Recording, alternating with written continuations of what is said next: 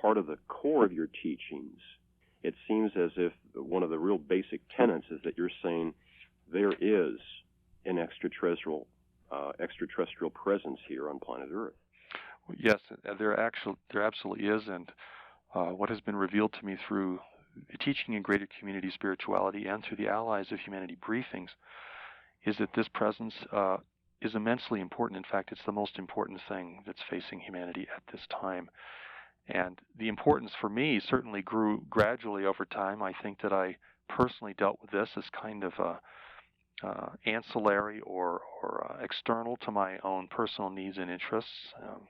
Like many people will say today, well, yes, I'm sure they're here. Somebody's here. There's craft flying around. But they haven't seen that it's really central to their life and to their circumstances and their future. And I think for me, I went through this process of having this be an external reality, and as it became more evident to me through my own writing and through my own, spiritual practice, that this was not simply an adjunct, to our human endeavor on Earth. It was absolutely central to what we're experiencing now and what we will experience in the future. And this is very tied into our spirituality. I mean, our spirituality contains our greatest strengths, our ability to know the truth, our ability to develop our own integrity, the ability to support our freedom and the freedom of other people. And so the connection between the UFO phenomenon, if I can call it that, and our spiritual development, to me, they're parallel tracks. I mean, they go hand in hand. So I think, as you mentioned, many people are now beginning to make these connections, that this is something that's very central to them and to perhaps the world itself.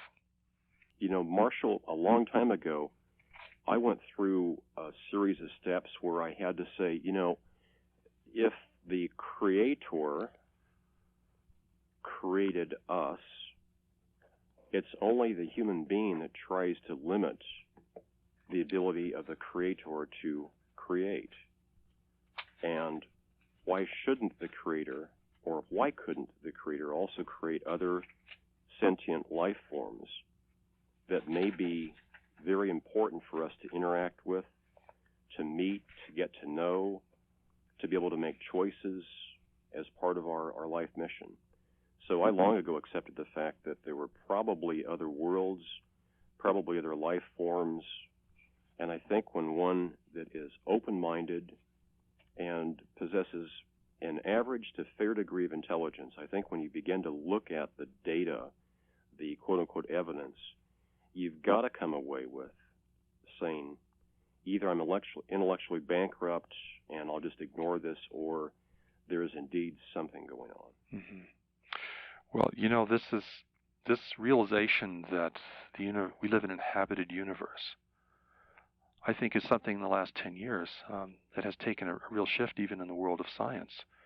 We've now gone from a position of the exclusive nature of Earth as an extremely rare anomaly in the physical universe, to embracing the theory of mediocrity, which is a current and growing understanding that what we know of here on Earth is actually common.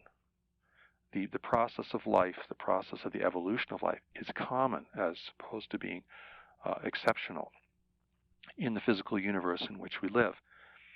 And, the idea that in my Father's house there are many mansions, going back, to the Bible, and certainly the writing of the Greek philosophers who speculated there are many worlds. I mean, this is something that in the background has certainly been there if one chooses to look, and I think the extraterrestrial presence in the world today is there to see. I mean, the evidence is immense. I know that some of your readers are probably, your listeners, have probably, delved into this and beginning to see that this is a worldwide phenomenon. It is happening all over the world. We as human beings have very little control over it. It's functioning surreptitiously, in secret. It's having immense impact on certain individuals, and it may indeed be having a great impact on world events beyond what we normally recognize. And so, like many other things in life, if you don't look into it, it's easy to dismiss. But when you begin to look into it and you begin to look at the immensity of it and the evidence that tells us that this is occurring, then it becomes something you begin to think about and investigate for yourself. Bud Hopkins, just to jump in here, Marshall, Bud Hopkins years ago broke a story about a woman who was abducted from New York City at night. Traffic was stalled over one of the bridges. Over the years, witnesses now have surfaced that remember seeing a beam of light hitting a window and several figures coming out of that window, sort of looking like kids dressed in snowsuits, a woman floating out of the window. In the background of this story, which is big enough already, was the allegations that this may have taken place as a show, if you will, for then Secretary of the UN, Pierre de Cuellar, who was in a late-night limo trip. Near that scene, the limo was stalled, and it's alleged that Pierre de Cuellar and several of the bodyguards actually witnessed portions of this event. Mm-hmm. Yes, I'm aware of this. I mean, this is, every president now, I think, since Eisenhower and Truman, every president now has said something about UFOs. Many presidents, either during their early career or prior to becoming president, said that it was a subject that was deemed important. We've had sightings reported by people that are in politics as well as in military. We've had thousands and thousands of witnesses that are solid, upright people that talk about seeing something. Our witness testimony is the bedrock of our judicial system, has been for over 200 years. We can't throw all that stuff away and just say that people misinterpret or hallucinate or make stuff up. That's right. Stanton Friedman said long ago that it's not whether all these reports are true and correct. The whole nut is whether one is true and correct. Yes, and that's something only one has to be true. And it shapes the entire world right after that then. So we've already come to that point, you and I. We've already said it's real. Some UFOs are real. There are occupants, and they're here. And now, of course, what you address in several of your books are some of the huge questions that loom after we take that first initial step, and that is, why are they here? Mm-hmm. That's right. In fact, I often mention that there are four fundamental questions to this phenomenon. Actually, these questions can be used for any phenomenon, but the first is what is happening. And I think that some of the excellent research that's been done in the field of ufology in the last 50 years, research that's been done, obviously without government support and in the face of public ridicule or denial, has told us that there are physical craft out there, and they are roaming at will in our skies, and they are interfering with our military bases, and this has been documented just in great depth in books by Timothy Good, for instance, Above Top Secret, talking about sightings over military bases in the United States and Britain. And so that's what is happening, and I think that has been the focus. But there are three other very important questions. Why is it happening? What does it mean? And how do we prepare? And I think these are the three questions. Once you become acquainted with this reality, once you begin to see that it is really evident, we have to eventually go on to these three questions, which are much more difficult. And these are questions that, science cannot answer very readily. Maybe eventually it will be able to, but science, being a conservative, slow-moving process, sometimes cannot keep up with the speed of wisdom that exists even in the everyday person. May know something that science will not be able to validate for decades to come, or even centuries, I must say. So the Allies briefings really are to deal with these second three questions. Why is this happening? What does it mean? And how do we prepare? And your listeners who are not familiar with the Allies briefings, I should say a little bit about the Allies themselves. They are a group of extraterrestrial observers. They're not visitors, they're observers who have come into the proximity of our world to witness this extraterrestrial presence, this intervention that's occurring in our midst. And they have witnessed this. They know who is intervening here. They know how they function. And they have given a report, say to Planet Earth, a report in a series of 2 books, a set of 2 sets of briefings to describe who is here, why they're here, what they are doing, what their motives are, and what they seek to accomplish by their presence here. Now, some people often ask at the outset, well, how do we know that these allies are not the same as those who are visiting in the world? And that's an important question because it can get very confusing because we're not talking about only one group. We're talking about a wide variety of groups of individuals who are either intervening here or they're witnessing this intervention. And the allies themselves describe themselves as observers, and they are here to really help us preserve our human freedom and our human sovereignty in the face of greater powers who, as I mentioned before, and as I know you're aware of, are operating here with impunity. They're functioning in a surreptitious manner. They're taking people against their will. The abduction phenomenon, which is now becoming, we're knowing a lot more about that now through the research of some very good people. And the allies themselves, say that they do not. Actually, I read a quote from the allies. This is from the first briefing in the first book of the Allies of Humanity. I quote, "Your allies do not interfere in human affairs. They do not manipulate human destiny. They watch from afar, and they send their emissaries, such as ourselves, at great risk to us, to give counsel and encouragement and to clarify things when that becomes necessary. We therefore come in peace with a vital message."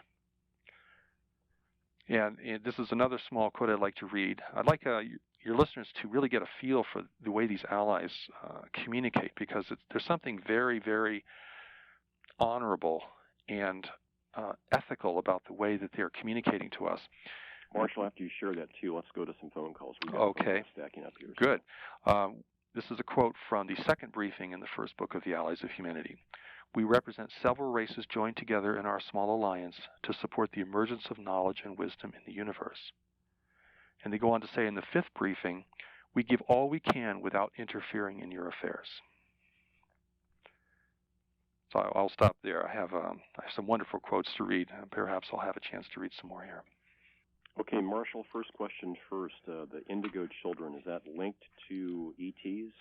Well, this indigo child phenomenon is something that's certainly been emerging in the last several years, and the Allies briefings do not refer to it specifically, but they do talk about interbreeding to breed a hybrid individual who is human in appearance and in behavior, but who is bonded to the intervention. In other words, their allegiance is not to humanity fundamentally, and that they will demonstrate certain kinds of gifts or precociousness, even as children, psychic gifts and so forth.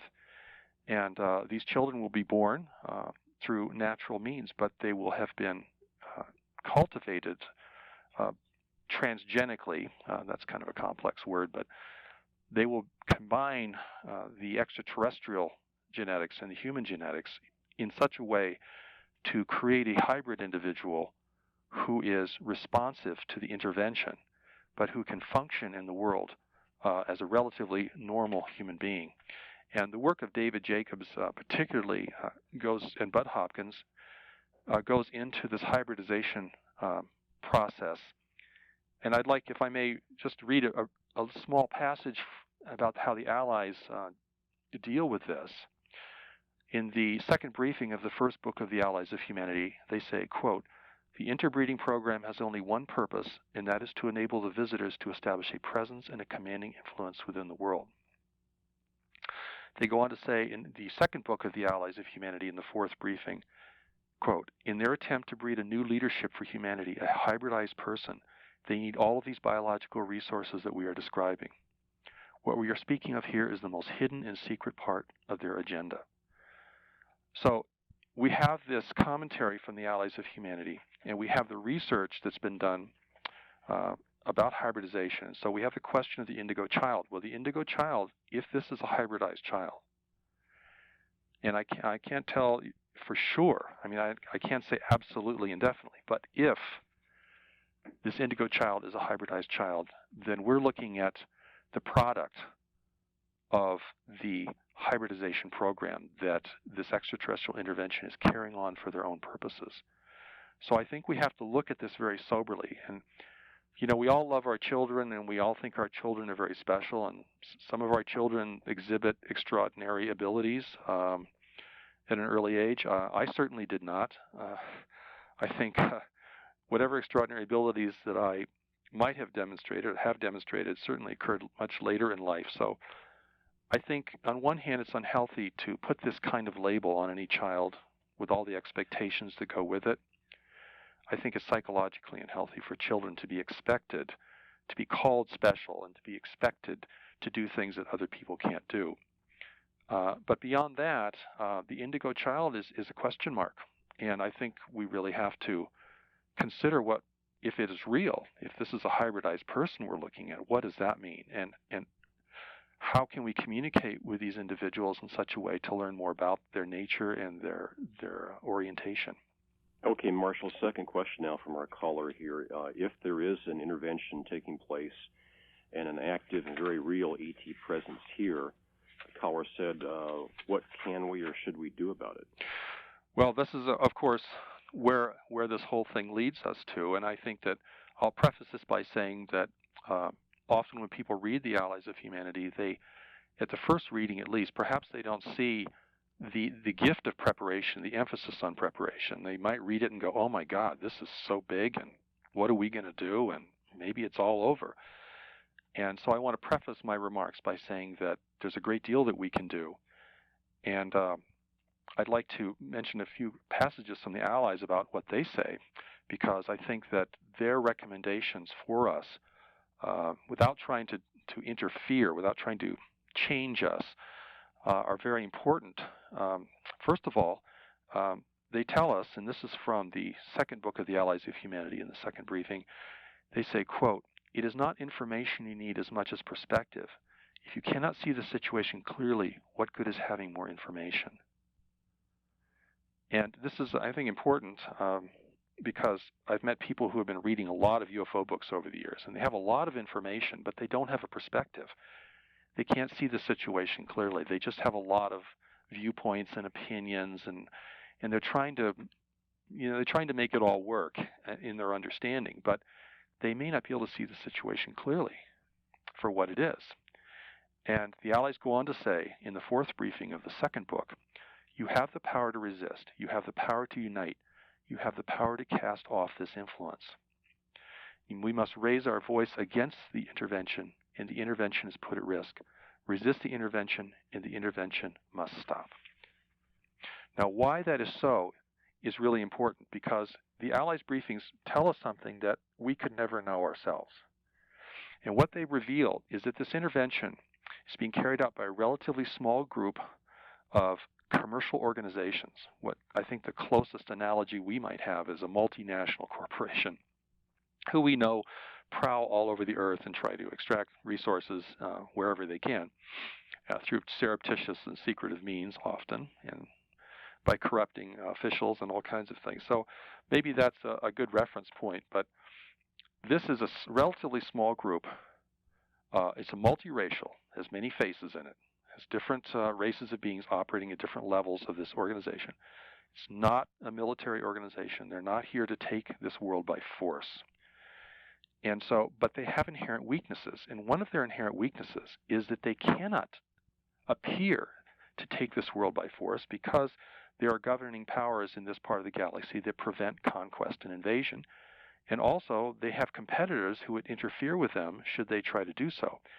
So the Allies describe this, I think, in very good detail, particularly in the second book on the chapter on the collectives.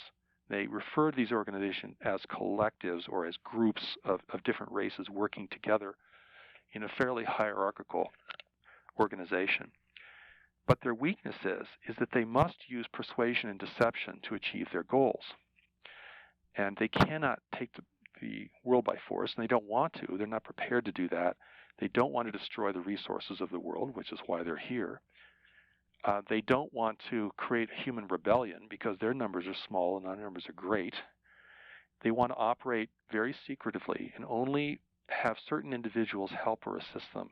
And they go in to describe that in the chapter on their persuasion on humanity. So what we have to do, first of all, like all things, we have to become aware that this is a reality and that this is a challenge to our freedom and our sovereignty. We have to begin with that awareness. Otherwise, we can't go anywhere. And we're not going to come to the right conclusions unless we can see that clearly. And I think that's not something you can just believe in. I think you have to read these briefings and read some other writings by researchers who are very much collaborating with the Allies, are presenting to us in terms of how this intervention is functioning and what it's doing and even its purpose. So you have to do a little work to see this clearly, but I feel that when people can see the situation for what it is, it's not so complicated. It's not so mysterious and inexplicable. We're talking about the kind of intervention that European powers exerted upon, the peoples, the native peoples of the Americas and all around the world. There's a certain kind of reality of intervention that we've seen within our own world played out over and over again, sometimes carried out by force, but in more recent years carried out by intervention and persuasion, such as multinational corporations today don't walk in with armies and slaughter people. They walk in with briefcases and computers and offer the local chiefs and the leaders of the people all kinds of inducements for wealth and technology. And I think that is more the kind of picture that we're dealing with, but on a much more sophisticated level. So the first step is certainly awareness. We have to become aware that there is this presence in the world. It's operating without human authority, without human control. It's here to exert itself. It's exerting immense and I think destructive control over the people that it's taking against their will without their permission. We recognize now that it's involved in mutilating animals, farm animals particularly. It's interfering with government officials. It's exerting its power, and it's doing it so much behind the scenes that the average person will just never see it, never know what's going on. It's kind of like the way our government, carries out its foreign policy. I mean, we find out at the end what the government's going to do, and then we're talked into going along with it. So, such as is happening currently in the Middle East. So, this is the way that these organizations function, and we can learn a lot about that just from our own experience. So the first step is certainly awareness, and the next step is education. We need to learn about life in the universe, and how are we going to do that? How are we going to become educated and educate each other? You can't learn this at the university. You can't learn this probably from your pastor at your church. What can teach us about life in the universe as it really is, not as we want it to be or hope it will be? And the Allies Briefings, I think, gives us a real piece of that education that we just would not be able to get anywhere else, because there's no one in the world who could possibly know these things with any kind of certainty. So there are other things we can know, and we can put this picture together, but we need certain pieces, and I think the Allies do provide that. The third thing is communication. I mean, we have to start talking about this phenomenon. We read these news polls that say, 54% of Americans believe that we've already been visited. This was a Newsweek poll taken about 10 years ago, and yet nobody wants to talk about it. It's kind of a taboo subject, and the government has been very successful in putting a veil of ridicule around this topic so that, people might be aware of it, they might be thinking about it, but no one's going to take the chance of talking about it. Marshall, just to interject here, the rumor is that this Thursday night coming up, Peter Jennings is supposed to have some sort of special on UFOs. Yes, I'm aware of that, yes. Well, hopefully this is not to make fun of it, Right. which is the media has been doing. Not all media. There's been some very good programs on some of the educational stations. So, because people are asking questions now, they want to know. When I say, Marshall, I say, to my brethren out there in broadcast and electronic media, that if they join in these sorts of programs that do ridicule, that do take people to a place of not knowing as opposed to education, then they shall be forever linked with those efforts, and history will record them as being complete fools. Oh, that's so important. I'm glad you said that, because in a way, strongly, and I meant it. It's very powerful. I think, on a very mundane level, they're missing the biggest story in history. Yeah. I mean, if they're news people, if they're interested in what's newsworthy, if they want to know what's going on in the world and feel a responsibility to report on that, they are missing the biggest event in human history. Yeah, I've scratched my head, and I've stepped back 3 or 4 steps from this whole arena several times, more than several times, and I said, gosh, the evidence is all around us. Where is the media? Where is investigative journalism? I thank people like Terry Hansen, who's written books that talk about the covert and overt relationships between the quote-unquote elite media and the secret keepers. Mm-hmm. Prior to the early 1960s, there were hundreds of thousands of newspaper and magazine articles about the UFO phenomenon that suddenly slowed to a very trickle, yet we know the phenomenon continues. Yes. And it is the biggest story around right now. And again, to my brethren out there, that if you happen to be listening to our broadcast today from any place in the world, and you're a member of the media, it really behooves you to bone up on the subject, because it's all around you.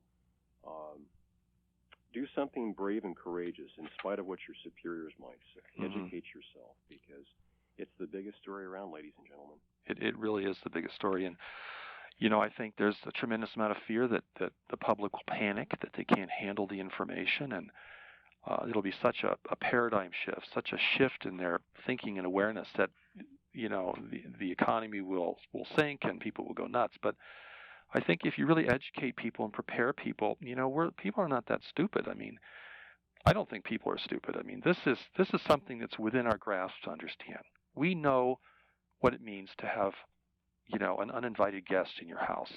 It's either happened to us or we can imagine it. We don't have to be, treated as children to understand that we have a proprietary responsibility to protect human freedom and sovereignty in this world, that we have no defense against the outside. We're so obsessed, with opposing each other and jockeying for power down here on Earth that,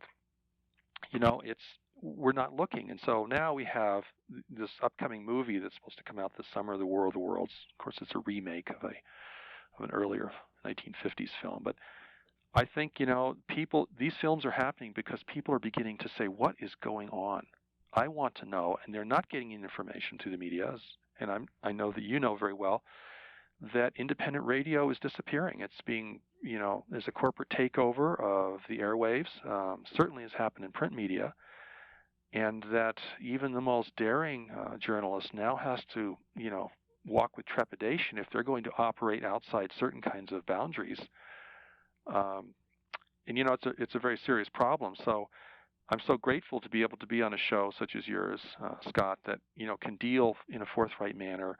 I've been on shows where the hosts think this is some kind of fairy tale, and it's just outside their own realm of understanding. Well, Marshall, when you do that, when you encounter people like that, I try to bless them and say a prayer for them, and yes, that's all you can do. That's all you can do. You can take somebody to, the water, but you can't make them drink until they are thirsty. That's right. Marshall, stay right there, and we'll come back for about 28 more minutes of conversation here. We're taking your phone calls from any place in the world. It's 402-474-5086. If you have or have not been familiar with Marshall's Allies of Humanity's books and the briefings they're in, you're welcome to call us and share your point of view and ask a question of Marshall. That number again is 402-474-5086. And our guest today is Marshall Summers.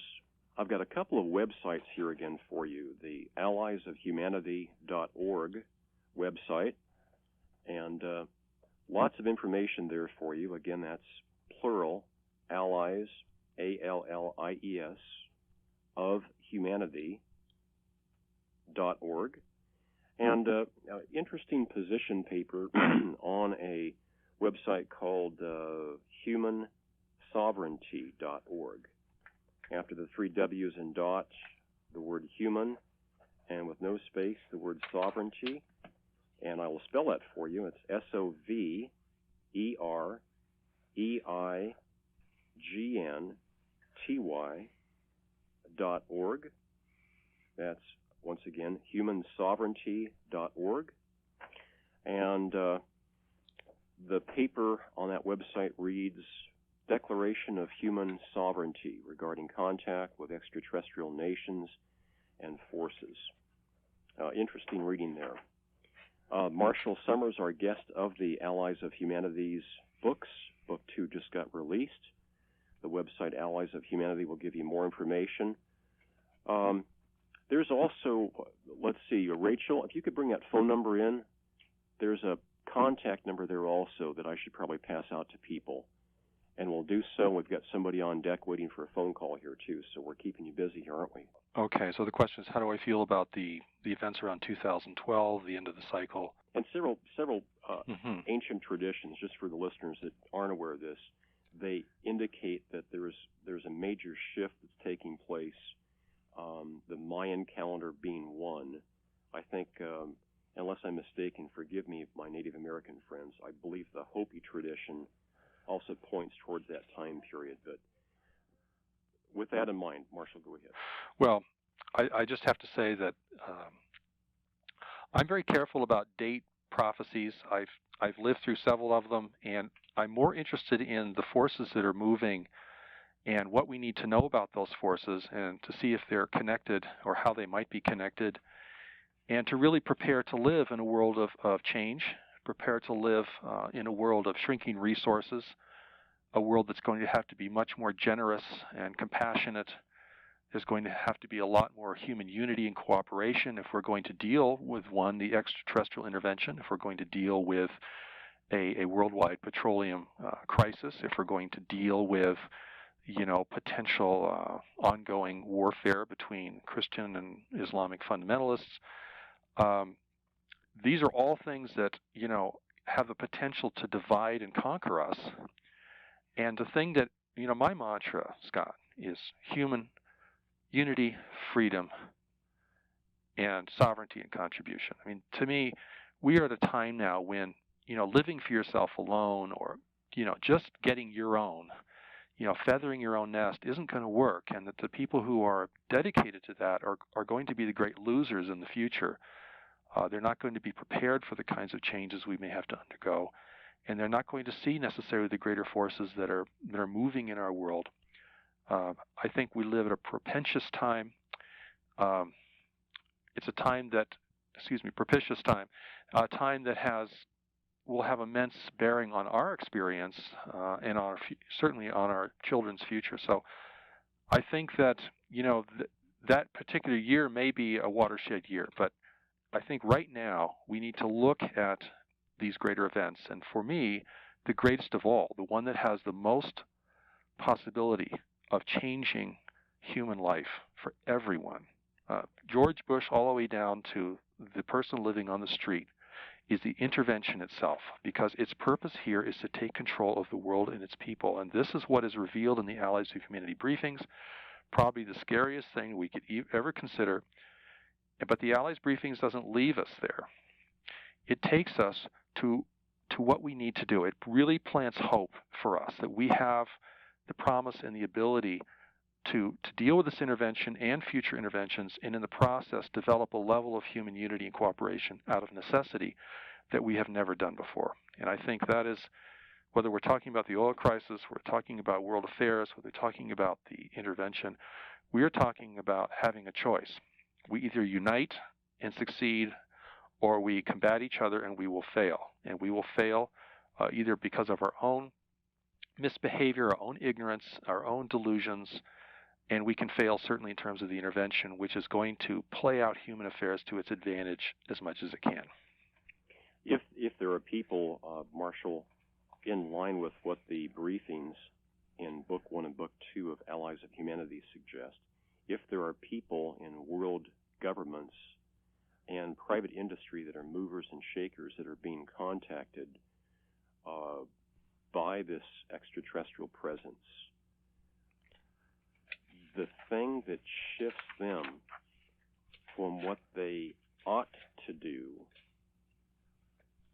to a choice of maybe what they might do seems to me to be a question of their personal honor.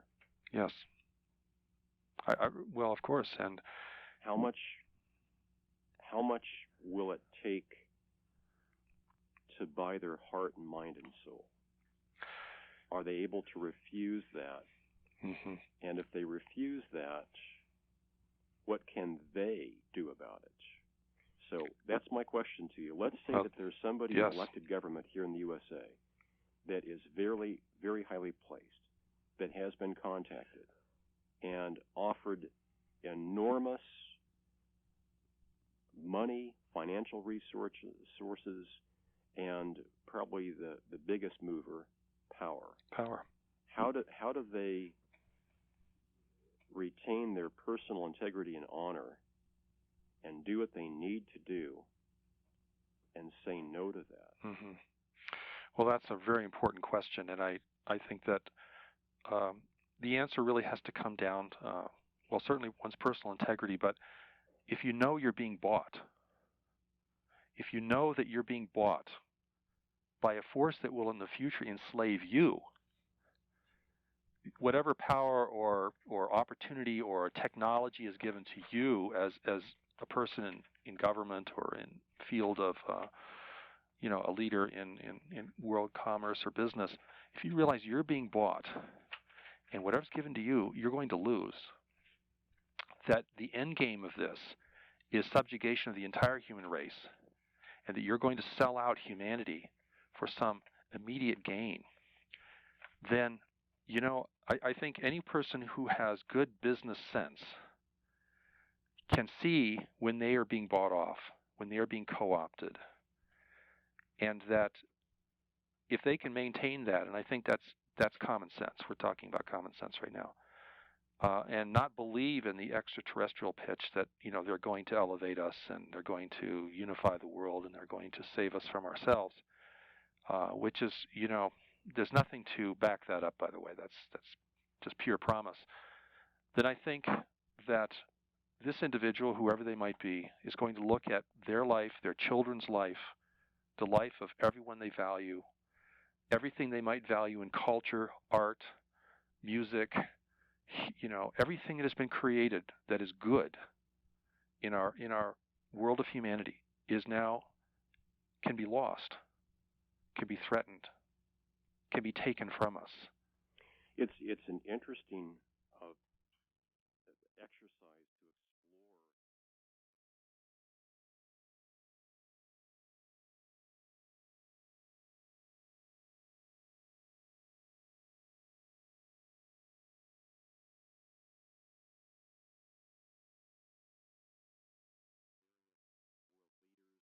Movers and shakers in private industry, what is to prevent them from also funding and fomenting some of the insurgency among radicals that we see around the world and allowing them to create mayhem to destabilize parts of the world and or the world economy? Yes. That's an interesting connection. That is a very interesting connection, and I'm not saying that the Allies briefings can explain all world events. I mean, we as human beings are certainly generating our own share of conflict without any other, without any other form of outside persuasion. But if we read the Allies briefings, if we understand them, if we begin to become educated about this, and you look and see what's happening with, let's say, the United States being now embroiled in two protracted conflicts in Iraq and Afghanistan, and potentially a third in North Korea, you can see how you would take the strongest nation, the nation that has the greatest ability to unite other countries, that has the greatest reach, that has the greatest technological and military power, and you encourage it to become embroiled in these situations where victory is probably not likely, certainly not at any time soon. You weaken that power, you alienate that power's allies. You begin to divide that power's population. I mean, we may have reelected our president, but there was also an immense vote against, the foreign policy of this country. You begin to divide that population. What you're doing is you're doing a divide and conquer. You're embroiling this power in using its own designs. And who would benefit from this in the end? I mean, the intervention will benefit. The United States will become weaker. Other countries will become stronger. There will be no superpower in this country, potentially, particularly if this oil crisis comes to pass, which is now becoming very likely. The United States will no longer have a superpower. You've broken the back of the one superpower who could oppose the intervention. And if you follow that along, it wouldn't take a lot of work on my part to make a connection with this example then being communicated to other world governments and other movers and shakers in private industry and saying, either you play with us and you get a piece of the pie, or as we do to the USA, we will do to you too. Well, that's right. I mean, it is if it could be seen in this light, if somebody could understand this, and I think there are people in at least the back rooms of governments, the unelected, unaccountable officials. There are some who must know this.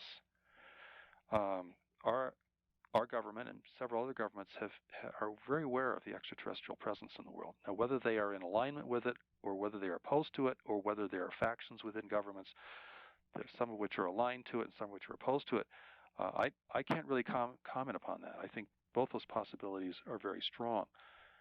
But the message here is that you cannot defeat us, and this is pure psychological manipulation, because when we read the Allies of Humanity Briefings, what we're finding out is that we're dealing with a relatively small group. These collectives are pretty small, several thousand individuals.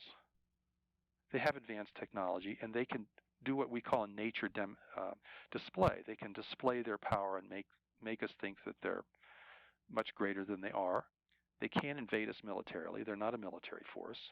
And so they have to impress upon us that they have or are a force that we cannot defeat. And, it's interesting that history has shown some remarkable demonstrations of this. In how did Cortez, with his 550 men, overtake the most powerful empire in the Western Hemisphere? How did Pizarro, with his 168 soldiers, overcome an Inca empire that was, had a breadth of 3,000 miles? And it's all by guile. And it's using the conflicts of these cultures. It's using their superstitions. It's preying upon their gullibility. And it's embroiling them in their own situation to your advantage. And this is, of course, what enabled Cortez to become victorious, and Pizarro as well. They played upon the conflicts within these civilizations to their advantage. So this is not something that's really new to our own understanding. It's just being very cleverly done, and perhaps a little bit more clever than we are. But it's not. You can't say we can't understand it. I think that's foolish to make that assumption, and I think world affairs, in the end, are going to either boil down to further disintegration of the human family, the human fabric, or a greater unity and cooperation. And what is going to generate that unity and cooperation but a great necessity, a kind of necessity that confronts everyone equally, which means if you're a wealthy person in a developed nation, you're facing the same outcome as a poor person in a third world country, no matter what your social standing, no matter what your religious affiliation, no matter what your political connections or lack of connections might be. We're all in the same boat now. This is Marshall Summers, author of The Allies of Humanity, Book 1 and 2, and other books. My guest today on Exploring Unexplained Phenomena. Last week, Marshall, I had Italian author and researcher Paula Harris and author, former military weather observer Charles Hall on the program. And Mr. Hall in his 3 books, the Millennial series, talks about being in the 1960s in the military, stationed in Nevada, in a remote part of the military reservation north of Indian Springs, Nevada, as a military weather observer and encountering a race of extraterrestrials that he called the Tall Whites. The implications are that this race has had a presence there in the mountains north of Indian Springs since the early 1800s. The reason why is that Earth is part of a trading route, and it's a stopover place to effect repairs, to gain supplies, to rest. So between A and C, Earth may be, in a very simplistic form, the B, and it's on a trade route. And that's something also that came up in some of your writings also in the Allies briefings, that we don't live in a backwater part of the universe, but we live in a place where there are active civilizations that are moving through space, that are moving through time, and that this is a good stopover place. If there is an ET presence here on the Earth, it's alleged through Mr. Hall's writings that, in effect, deals have been made with these races. But the weird thing is, for me, as a participant in a alleged participatory democracy, is nobody ever asked me for my vote on that. That's absolutely right. And did you get asked by anybody? No, no, and I think deals have been made and are being made. They're not being made with, I think, public figures as much as those who advise them, or those who control, the flow of money, let us say. So a lot of this is happening way behind the scenes. Oh yes. Back rooms of back rooms. Yeah, presidents come and go, but behind the scenes are unelected officials who are not accountable to anybody. I'd like to read a short passage from the second book of the Allies of Humanity. This is in the second briefing. We've got a caller too, Marshall. Oh, okay. Well, this is very simple. It's about technology. And it says, if you believe that technology is your salvation, you will be saved for another race who is technologically superior to you. And regarding, the writings of Mr. Hall, that I'm not familiar with those, the Allies, I think, go much further and say that, we are indeed in a well-inhabited part of the universe. There are trade routes here. This world has been watched for a long time, and the reason the intervention has not happened before is because until recently there was not a worldwide network of control, communication, commerce. We have, in a sense, established an infrastructure that an intervening race can come in and take to use for themselves. And siphon off, according to the briefings there at least, to siphon off a lot of things from the planet here. Oh, they can take everything. I'd like to have you speak for several minutes as we close our program to young people that are listening. The bottom line for the young people that are listening. Yes. Is there hope? Yes, there is hope. And I think the message of the Allies of Humanity is one fundamentally of hope. It's one of encouraging a discouraged humanity. It's one of encouraging human unity amongst a divided humanity, and with a compelling need, a need that's so great that whatever our objections or considerations may be, this need is even greater. And I think, we have to turn the tide, and the young people who have not been, subjugated to so much social conditioning and are not so bogged down perhaps in just the necessities of family and life, they're in the best position, or the unique position, I should say, to really take the lead for this. They are the future leaders of this country and this world. They're the individuals who will suffer either the greatest consequences or the greatest benefits of dealing with the intervention, as well as the other major events happening in our world today. They hold the future in their hands. So I am particularly interested in reaching young people with this information, empowering them to see and know the truth for themselves, to encourage their own spiritual development and their own development of their own integrity. And I'd like to just end with this little brief comment from the sixth briefing of the first book of the Allies of Humanity. They say, "You now have a great cause to unite your race, for none of you will benefit without the other. No nation will benefit if any other nation falls under alien control. Human freedom must be complete." Marshall, thanks so much for taking time to be with us, and you're welcome back here sometime soon. Great. Thank you, Scott. I enjoyed it.